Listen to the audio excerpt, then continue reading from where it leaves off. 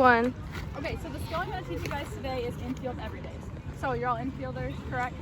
Okay, so today before our game, you guys are playing in the infield. So I want to show you something that I want you guys to do before we go into a real game situation. So everydays, they're really good for working on your fundamentals. You're breaking everything down. So right in the infield, we're probably getting the majority of ground balls, right?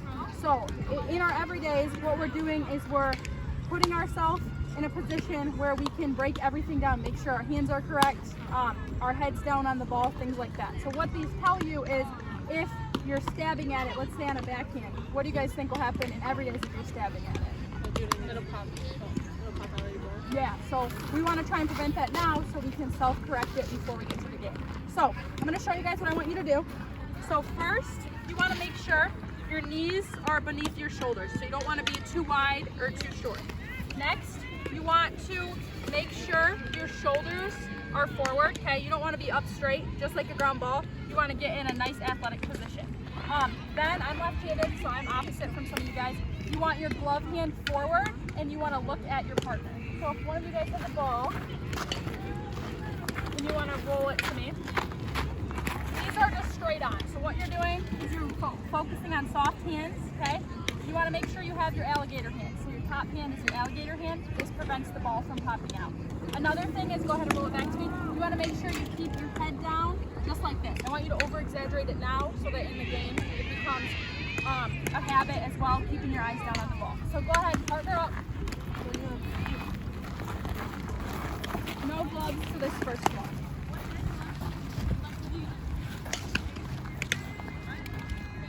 Good, Bella. That was a really good job.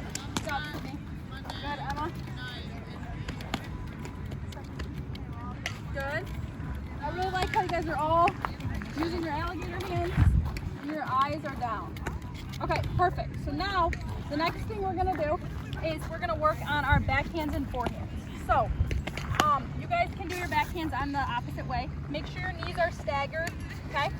And you want to make sure you're over this shoulder. And what you're doing is you're drawing a line across the dirt and you're starting low, staying low. So if someone wants to roll me a ball, you're starting low, staying low. The other thing is you want to come through the ball. Okay, go ahead, try those. Okay, so one thing I want you to try is I want you to try to really draw that line. Okay. Good, much better. Good, Bella. Good, Sydney. Good. Good, really good job. Okay, now we're gonna switch. Now we have our forehand. So you're in the same position, knees are staggered, and you wanna be over the ball. This time, you're coming through this way, okay? See here.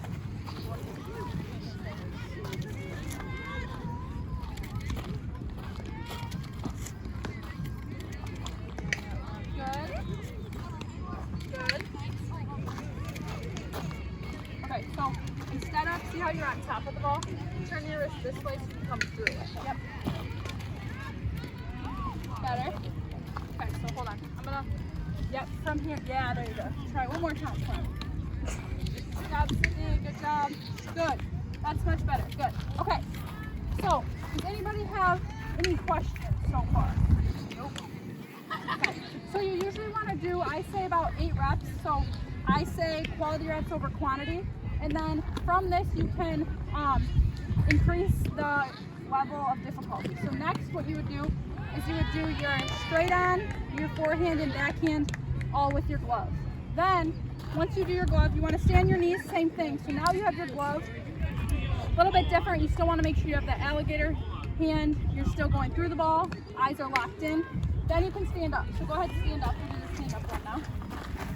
So now each time we're making it a little bit more difficult and we're making it a little bit more athletic and game-like. Okay, so now what I want you guys to do is you're gonna do straight on again. So now your back is flat, okay? Still want your alligator hands and still staying down, but I want you to make sure you're coming to the ball. So your partner will roll it and you're gonna come up and get it. Does anybody have any questions? Okay, go ahead.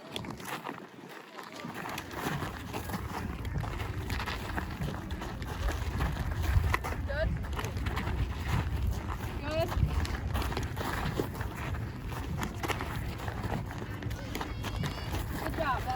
Good. All right, go ahead, hold the balls. That was really good. So now you can scooch back in. Now we're going to do our forehands and backhands, okay? So now, just like on the ground, we're doing the exact same position. Now we're just standing. Same with your backhands, you're drawing that line standing. Go ahead, try that. Start low, stay low. I'll do my grandma.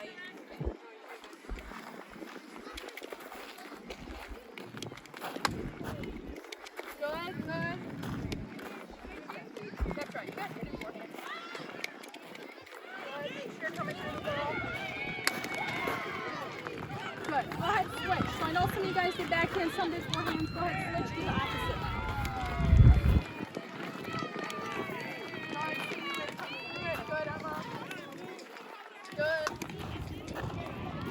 Good. Okay, go ahead, hold the balls. You can bring it in. So a few more things. These are super easy to do anytime, right? In our hotel rooms, we're in hotels this weekend, right? What's something you could do maybe without your glove and a softball? What could you try instead, maybe? A tennis ball? Yep, a tennis ball. The really small wiffle balls, those are good too. And so you're making it more difficult. The smaller objects you're using and without a glove, right, it should be more difficult. So if you're able to do it with a tennis ball, right, when you put the glove on and the softball, it'll be much easier. The other thing is you can start as you progress and get more comfortable. You can start where you bounce the tennis ball off the wall. So then you have a little bit more speed coming at you as well. Does anyone have any questions?